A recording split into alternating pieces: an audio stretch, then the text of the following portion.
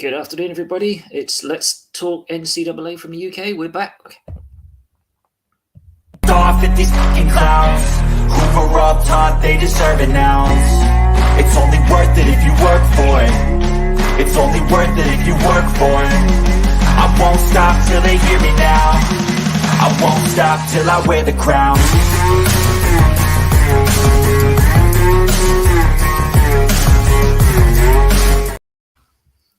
And welcome back, Nadgy. How you been? Good. Busy. Sorry, that's why we missed a couple of weeks. Been a couple of weeks. Life happens, and never stops in the NCAA. And it's been a crazy few weeks. I know we'll do a quick wrap up. I mean, some of the games of that down week, which looked like they weren't going to be great. They were some crazy games. I mean, the TCU walk-off field goal to keep their unbeaten run alive was one of the most crazy 15-20 seconds of football I've seen in a long time. Fair play to the TCU kicker for just strolling on and just nailing his kick. It was insane. That was madness. That might be my favorite player of the year. That's really impressive. I don't think I've ever seen this, and even if you practice it, it's very impressive, very impressive to be able to do that. Because what I got when I watched it back, it was like I saw it live and I was like, you couldn't really take a foot, but he just goes in, he walks in and stands in position, goes snap it. He doesn't even do the normal line up or anything. He just goes and right, nails go. it as well, nails it dead center. And then the coach had got asked. Well, we practice this. And it's just like, even if you practice it, this is the game's on the line here. Your season's on the line. The season, unbeaten season, everything. It was like, how could you practice? Why would you practice running on with 7 seconds? It's like the weirdest thing. Weirdest thing to practice, but it works. I mean, it was exciting and entertaining. As I say, that weekend was a strange weekend because it was like games which were like, there'll be no problems for pretty much all the main teams. We'll just stroll through this weekend in preparation for a big weekend next time. And Michigan just about scraped through with a late field goal and stuff like that. So there was some really odd games, and I don't know if it was like one of those weather weekends. Certainly, the weather played a part in some of the games, but it was like a strange weekend. And then we had the big weekend last week, where a lot of stuff changed. Yeah, well, a lot of stuff changed all through the 2 weeks we missed, plus this week that we're going to talk about. That's college football, isn't it? Especially towards the end when it gets tight, and any losses or any misstep, as you said, Michigan almost made that game on Saturday a different contest. But it's just this is why college football is so exciting, because you can have a perfect season and be 11 or 10-0 at that point, and if you have a really bad showing against a team you should probably be beating down the stretch, your season's ruined, and then you end up down the weeds in the 10th or whatever. I mean, it's still a good season, but obviously the ultimate goal is to get to the playoffs. It's that fall off, isn't it? It's that's it. It's like playoff or nothing. It's like playoffs. Oh, I've got to go to never mind. mayonnaise bowl or whatever else, and you're like, it's not quite the same. So and some of those teams we've seen that with. I think Tennessee is the prime example, right? They lost their quarterback bad, and then they got absolutely smashed.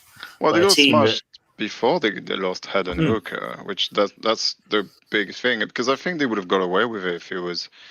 If Hooker, and that was a really bad injury, I hope he's recovery fast, because he's probably going to be an NFL QB soonish. But it wasn't even close before that. He got hurt in the fourth, and the game was already over, pretty much.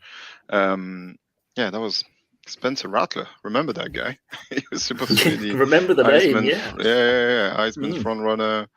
A year ago, number one overall pick when he's gonna end, and then he stank, and then he transferred, and everybody kind of forgot about him, kinda. And then what a game did he have? That was a crazy game. Point, wasn't it? Crazy result, and Tennessee, as you say, Tennessee just tumbled from still being in the mix, even though they had one loss, to just being, now they're just completely written off from any sort of conversation. for the playoffs. Yeah, especially without Hooker. I think even though they won big this week and it was a pretty easy game, but college football. You're at the top. You're at the top. You play Georgia, and then boom, everything explodes. Everything implodes, doesn't it? Yeah, crazy. What should we do? Should we just go through the top 10, and then we can kind of talk about what happened to them, or top whatever, if you want to mention teams. Now, I think this team here, right there, I think they went on holiday about 2-3 weeks ago. I think they've been mailing it in. We don't want to talk about them anymore. Yeah, they've left the country. They're somewhere. I don't know. They're already on spring break. They haven't played any games, so we don't need to talk about these guys. But we could talk about these guys if you like. We could do. We could do. It's a prime example, isn't it? We don't talk Florida State the whole season because they lose pretty bad against LSU, pretty bad against A&M. And we beat LSU. Oh, you beat LSU. Sorry, that's Wake right. Forest. Wake Forest is the. That's right. And then all of a sudden, against NC, and now it just like strolled through the last, and now we're back in contention again. Well, not contention. And now you're back in almost too late to be good, really, to make an impact. But it's interesting how we were almost in contention to be in the playoffs, and you weren't. We were outside the top 25, and now, and now, as you say, it moves so quickly. We're behind you.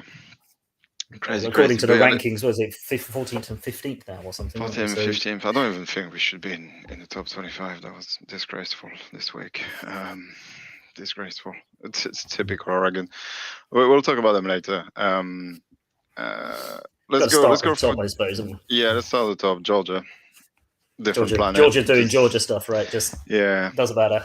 Whoever they're up against, they're just rolling, aren't they? They struggled a bit against Mizzou, a little bit against Georgia Tech early on, but I think ultimately they just roll on, and they're probably going to win this championship unless something crazy happens. I mean, they might be playing. If they lose, what do you reckon? Even if they lose their championship game against LSU, they won't lose against LSU. LSU's just lost against Texas A&M. How could they still? We'll get to LSU in a minute. I mean, it's possible. It's a football game. But I think the semi-final might be interesting, depending what happens in the Pac-12 championship. Yeah, they'll probably end up playing USC, which we'll talk about in a second, and.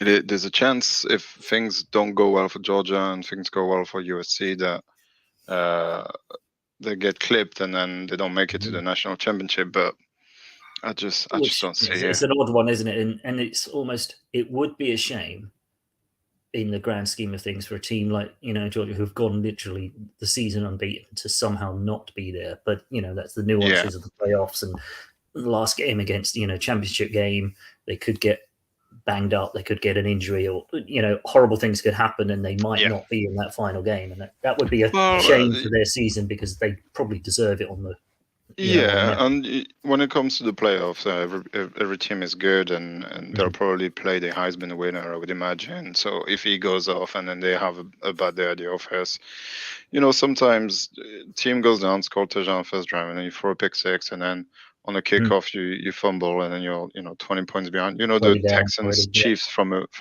few years ago, and they were 24 points down in the first quarter. It's possible that happens, and if you don't have Pat Mahomes, which Georgia doesn't not really many have. People don't. No. It's hard to get back into those kind of games, and sometimes you could lose. But I just don't see it. They're just too good. They're just too good, and they're super well coached. And that's because that's the thing. It's not just good players and good talent, which can waver. It's a good football program, isn't it? It's just they're so well coached and well drilled, and even the backups and the B team is probably very, very good as well. So even if one guy goes down, the guy that's going to replace him is going to be good. So I think Georgia's going to win it. They're just on a different planet for me. Hopefully, it's a shame because the rest is really condensed behind, and it's really interesting. It is very much a number one, and then a 2, 3, 4, 5, 6, isn't it? It's been clear for a couple of weeks now. Yeah, I think so. All right, let's talk about Michigan. What did you make of that Ohio State Michigan game? I mean, with all the build-up, with everything, rivalry week, and it was the big game. I thought that was a beatdown. I thought Michigan beat Ohio State up. They really did. I mean, Ohio State just didn't look at the races at all. I had Ohio State at home. Mm-hmm. No Blake Corum. I just didn't think JJ McCarthy had it in him to have a good game. Although his stat line isn't the greatest, he's at 50% completion, but he just hit the big plays when the Ohio State defense gave him now. Yeah. And I think it's two tales. It's Michigan managing to take what was given, and Ohio State giving up. Just giving up a lot, giving up chunk plays and giving up six massive plays basically, which 75 yards, 85 yards, 50 yards. Yeah, there was like five in a row or something, wasn't there? That TD was giving up over 50 yards or something, and you just can't. You can't win a game like that. No, and it's a very interesting. Stroud didn't really play particularly well. So I think his Heisman stock is dropping a little bit. We're talking about Michigan. We'll get to Ohio State in a minute. I was impressed the fashion. Sometimes there's the trope and people say, oh, they wanted it more. It showed. I think that's purely what it was on Saturday. I think Michigan wanted it more, and they had a point to prove. I think it looked like it. It was a hostile environment. That place was loud. It was really loud. Full to the brim.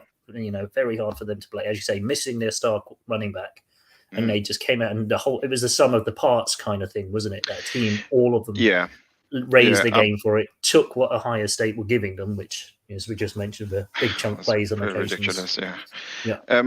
But even without the chunk plays, I think Michigan was moving the ball. It seemed like they were moving the ball a little easier than Ohio State was moving the ball, and sometimes there's not really a stat or quantification of how the game goes. It's just kind of an eye test. You just know that one of the teams is better than the other, and the other one's just kind of hanging around, and they're getting, 3rd and 7, and they completed and then they managed to get a drive together. It just didn't seem that way with Michigan, did it? They were just rolling downfield every time, and I was just thinking, it's something not quite right with Ohio State today, and Michigan has put them on their heels, and kudos for them. They played a really good game, and as I said, no mistake. No mistakes, took what was on offer to them. You wonder whether the Ohio State players were almost trying too hard because of the environment, because of the crowd, because of everything. It maybe got a bit too much for some of those players, because you're right, they just didn't look at the races from quite early on in that game, and it's a bit. No, we expected it to be a bit closer, and the scoreline, I think, in the end flattered Ohio State quite a bit. I think it could have been. Yeah, it could have been even far worse. So. Yeah, it could have been far worse. But yeah, kudos to Michigan, and they will go and play Purdue in a Big Ten championship, which they should technically, hopefully win. Technically, should stroll through that and bench most of the starters. Bench most of the starters at halftime and ready for the playoffs, right? Yeah, I think so. I think because they'll probably end up playing TCU, and I think it's going to be an interesting game. I think that's going to be a good semi-final. We'll see. So yeah, let's move on to TCU if you want. TCU, they've been the great story, haven't they? Because I think from week 8, everyone's been kind of going, when are the wheels coming to fall off? When is the loss coming? Because everyone's saying, as soon as that one loss turns up, they'll fall out of contention. They'll disappear, and it's like it's still not happened yet. Still not happened yet. And here they are. Still hasn't happened yet. It's like you can't take away. Yes, I mean maybe their schedule's not been the strongest, or etc. But they're still beating everybody that's in front of them, right? Yeah. The Big 12 is no piece of cake either. There's a lot of very good teams, and as we saw, with A&M beating LSU. You still have to play a high level of football if you want to win 12 games. It's not, you can't, and I know they had scrappy wins, but learning how to win and being a winning team it's not something that comes naturally. You have to work at it, and all the best for TCU. Yeah, it's a bit of the fairy tale story. I think it's quite nice to see the Horned Frog this high and playing this well, and I think they're starting to believe they can actually do it. And I think they've started to believe they belong there now, aren't they? That it's like I wonder if some of their players were like waiting for it to fall as well. It's like, well, a bit of imposter syndrome when you just think we're just getting lucky, or we're not supposed to be here, and the pundits are saying this. We'll just keep on playing and keep on trucking and see what happens. But yeah, rolling out the field goal unit at 8 seconds to go and kicking a win. I mean, it's amazing. If that's not fairy tale kind of stuff, right? Yeah, it's amazing, and this should be number 3 for sure. Mostly because, as you say, I think the Big 12 is a lesser opponent than what Michigan has beaten this year. But yeah, I'm looking forward to that game. Should be a good game if Michigan, TCU, and that. Yeah, unless obviously TCU loses to Kansas State in a Big 12 championship, which is possible. Will that drop them out of the top 4? I don't think so, but they might end up dropping a spot to go and play against Georgia, and then I don't give them that much chance. One-sided, I think even if, as you say, even if they lose the championship game against Kansas, I don't think that loss should drop them lower than too much. It depends what any other teams are doing. Right? It depends what the other. It's a hard sell for any. It's a hard sell to say LSU or Bama should be in there above them when they have 2 losses and they've only got 1 loss. Again, it's that strength of schedule. A little bit of the but they've only lost once. Everyone else has lost twice, maybe 3 times. You can't really put a 3-loss team in, surely, but a 2-loss team is all pushing it. You've got to give. It's a tricky one, but hopefully they don't. They stay in 3rd, because I think that's a better semi-final. I think so too. I think the 2 versus 3 will be the most interesting game, regardless of just because Georgia is Georgia. And then you get to that. Then you get to that 4th position one, which is still a little bit. Is it nailed on yet? Do you think, or is it still? I don't know. I think I don't really see how Ohio State can make a case for it, because that's really the only team that could potentially take it now. I think, because the loss against Michigan was really bad. It was a bad loss, but it's Michigan. It's a good team, and your only loss is against number 2. I think you can argue that you probably play that game 10 times, you win it 5, and that day was just one of those where you weren't very lucky, you didn't play very well, and everything wasn't going your way. So I don't know. I think if USC gets beat badly against Utah in a Pac-12 championship, then maybe the committee will that opens that committee question, doesn't it? The committee question, but I don't see it, and I just don't think USC will anyway, even though they've already lost against Utah, because that's their 1 loss this season. And we did mention it a few weeks ago that Utah could be the wrecking ball of that sort of whole thing. Yeah, that's what they do. They're very good at playing the Pac-12. They know their conference, and they know the players around it. And they almost won against Oregon a couple of weeks ago. I think it'll be interesting. USC is a bit of a powerhouse there especially in terms of offense. The problem is their defense. They don't really play defense. They're not here for that. It's just putting Caleb Williams' hands, who's I think now is, to me, nailed on Heisman now, winner. Isn't it? Yeah, I don't see who else is going to get it. I don't see how anybody else can get it, unless, I don't know, Blake Corum plays in the Big Ten championship and goes for 300 yards, maybe. But apart from that, I think Caleb Williams will have it, and he deserves it. He's been amazing, absolutely on fire this season. And even if you look at it, I think the last time a non-QB won it was. Oh no, it wasn't that long ago actually. Devontae Smith won it. Yeah. Devontae Smith won it 2 years ago, 3 years ago. So it wasn't that long ago. It does happen. But it's quite rare as per MVP. What do you think, USC? Do you think they could clip Georgia? I think it's going to be one of those shootouts, though, isn't it? I think the problem with it is offense against offense, you'd probably match them up pretty well. But that's my problem. The Georgia defense is going to be. I'm not sure Georgia can score 45 points a game. I mean, they've done it obviously, but I don't know. I think there's one way they could lose that game if Caleb Williams goes on fire and destroys, goes completely crazy and they score 45 on Georgia. Just goes off. That's really hard to do. Georgia defense is very good. That's it. It's like the good. Georgia defense, and you look at Georgia offense, and you're like, there's nobody that grabs your attention. They're a functional unit, and they'll get the job done because they rely on their defense to keep them in games and whatever else. There's no standout that you can think, oh, it's Georgia. That guy from Georgia is going to be it. Whereas you say Kelly Williams, USC, it's going to go on him, or maybe at Ohio State you would say Harrison Jr., wide receiver, or Stroud, but they didn't turn up last week. So there's nothing in Georgia's team that makes you think if that guy goes off, look out. It's finished, as you say with the USC, you could see if he has a game. If he has a game, it could be tricky for Georgia, but I just don't think Georgia will allow it to happen. They'll test him, and I think it's a good test for Caleb Williams. But that's the thing. He still got a year of eligibility before he enters the draft. But this is I don't think he's not. No, 2024 will be. He's not gone, has he? 2024 will be because of the transfer, I think. So he needs to play one more year. But I think NFL scouts will be looking at that game to see what he's made of, and I hope he knows this and he gets prepared, because his stock could be tanked, or he could be the first overall pick in a couple of years if he plays well. So well done USC. I think the Pac-12 is tricky.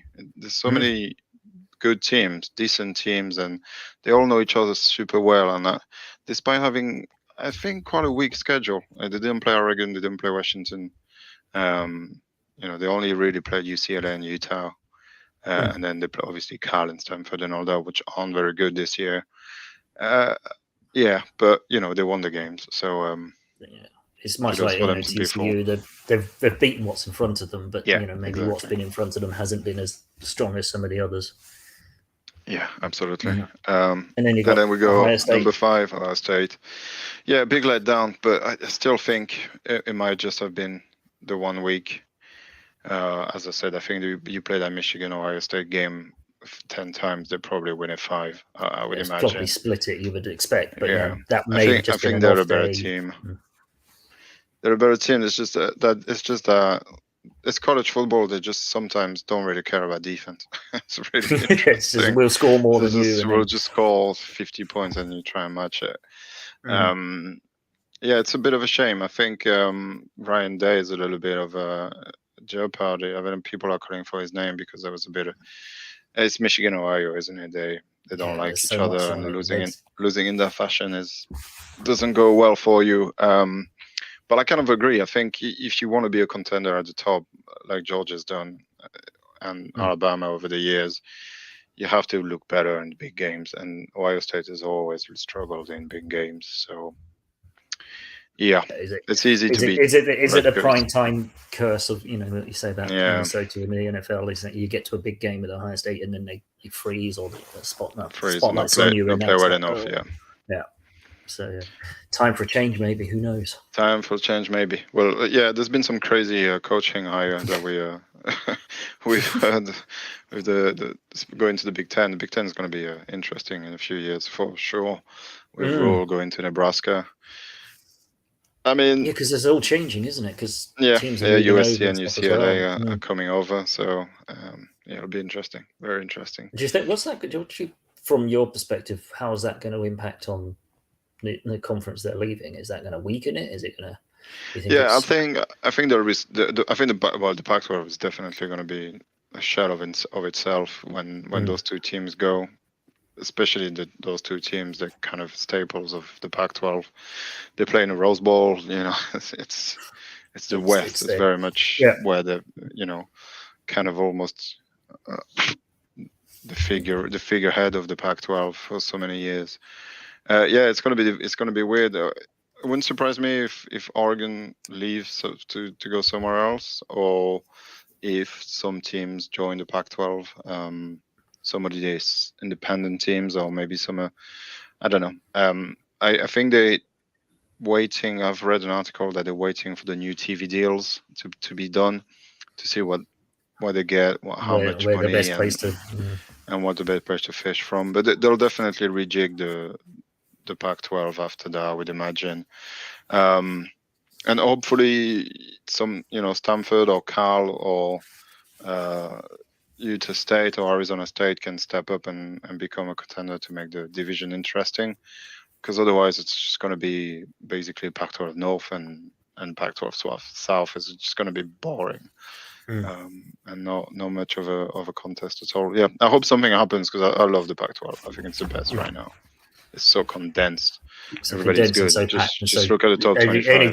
Any team beats anyone at the top, can't they? And say Utah come along and wreck it all. And I think 2 or 3 weeks ago there was like, what was it, 4 or 5 Pac-12s in the top 25. Yeah. Well, we've got still 4 or 5 now. USC, Washington, Utah, Oregon State, Oregon, UCLA, and that's yeah. So it's They've updated. Sorry, I had to go oof because I just realised they've updated things a little more, and you've dropped below Oregon State. Yeah, we dropped to 16. I mean, yeah. Fair play. I mean, yeah, it's Oregon. If you told me the first year of if we want to pivot and talk about that, because we can go back to 6, 7, 8, 9, 10 in a minute. We can talk about Oregon if you want.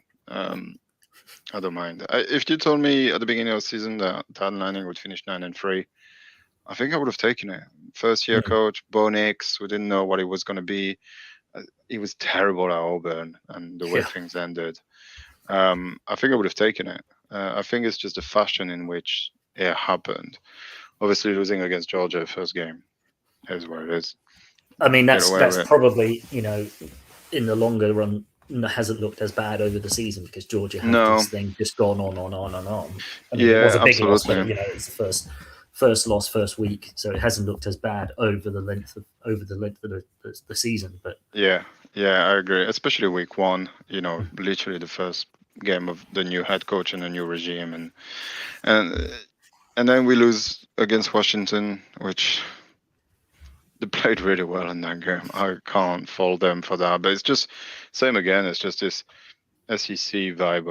We're not going to play defense. We're not going to try to stop people running on us. There's no point. We'll just score 50 points a game.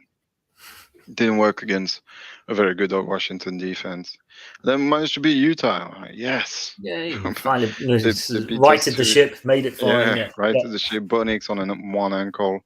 Played a really good game and beating Utah but it's good. It's the win, getting you back in the win column. Yeah, and then you tell yourself if you win against Oregon State and some people lose at the top, which they did, then you can make a case to be number 4 if you beat USC in a Pac-12 championship, and you go up 3 score in the fourth quarter, and then you let Oregon State run for 150 yards and score 3 touchdowns. It's just they just packed their bags in the fourth and decided to go to Cancun. Just that's it. We're done. They always do this.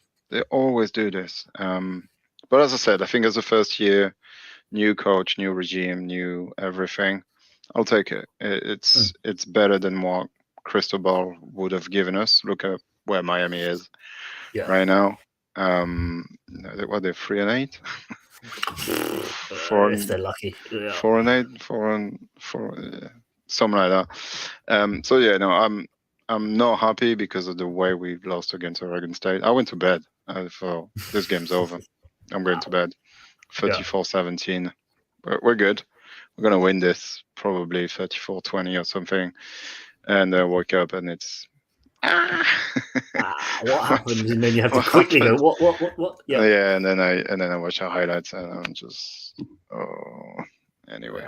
So that's 5-7. Oregon for 5-7 Miami were at the end. So, 5-7. That's it. Right. Okay. 5 games. Yeah. So I'll take it again. I'm not happy, but I'll take it. It's better than it could have been way worse. We didn't know what Dan Lanning was. And but I'm on board. I'm fully on board with the Dan Lanning experience, and I think with a good recruitment class, we'll be okay. Let's go and win a ball now. I don't know what we're gonna play in, but I've heard against Duke, so we should smash that and get ourselves a trophy. But we'll see. Which is what would be nice at the end, and it's similar for the Seminoles. I mean, at the start, 9-3, yeah, we'll take it. Very happy with that. Thank you very much. Yeah, it was then we started 4-0. We beat LSU. You know, it's like, what? Hang on. LSU. I think we beat LSU and Clemson in the first 4 games. Right. Yeah. I've got to try and remember, but I'm pretty sure we started off. We beat LSU. We beat Clemson, and then we thought I was thinking, and then we just hit a patch of 3 games, which were. No, Clemson was the one. Was the end of the 3rd game, but yeah, we beat LSU. We go into Wake Forest and just get punched in the face. Got punched in the face and looked horrible. Couldn't recover against NC State when we lost by like 2 points, and then Clemson by a touchdown at the end. Yeah. So, you know, then it was like, back to, you know, this is where it all tails off and we don't hear of us again. But we finished, you know, really strongly. Finished really strong and scoring points left, right, and centre. Yeah. Beating Florida pretty handedly as well this week. So you got to be happy with that, right? Absolutely. I mean, Florida State champions. We've swept Florida. We've done that. You know, we've got all that sort of thing. A good bowl should be coming our way with everything that's come out of that one. Finished well. So it's an interesting one because, you know, both of our teams are in the same, you know, I think we've got pretty much a similar record. But 9-3. But the way that you've got to your 9-3 feels a little bit disappointing. Yeah, we've finished with that strong finish, which is like an uplifting ending. So all because of nuances and schedules, and a nice bowl at the end of it definitely looks like some of those run games that we've got obviously been really heavy on the run. We've scored 200 yards on teams left, right, and centre in the last few games. So there's a good run game. Mark Lauer's got a good coaching setup going on there. Yeah, good program. Good program. He's starting to put the pieces in place that hopefully this isn't a flash in the pan. And hopefully, we don't disappear next season with a horrible 3-7 or 3-10 or something. You know, something horrid next year.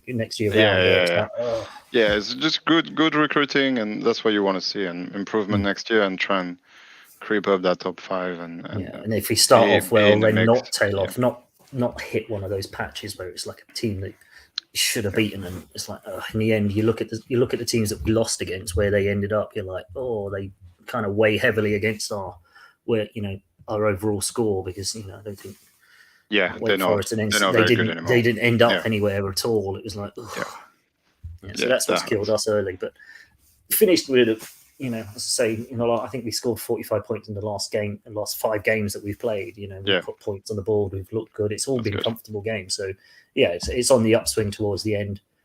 We've got we're not quite in a championship game. No, it's Clemson and North Carolina, isn't it? Yes, NC. Clemson, NC. So that's them, but a decent bowl. Got close, pushed them hard. So that's a successful season for us, I think. But now we're into that craziness of who goes to what bowl and who gets where and whatever else. And I appreciate you sent a link over earlier, and it was like, it's messed up. It's totally messed up. It's like you get invited to bowls. Is there any other team you want to quickly shout about or talk about in the top 25, in the top 10? Is there any? Who's surprised you? Is there I'm surprised Penn State has ended up at number 8.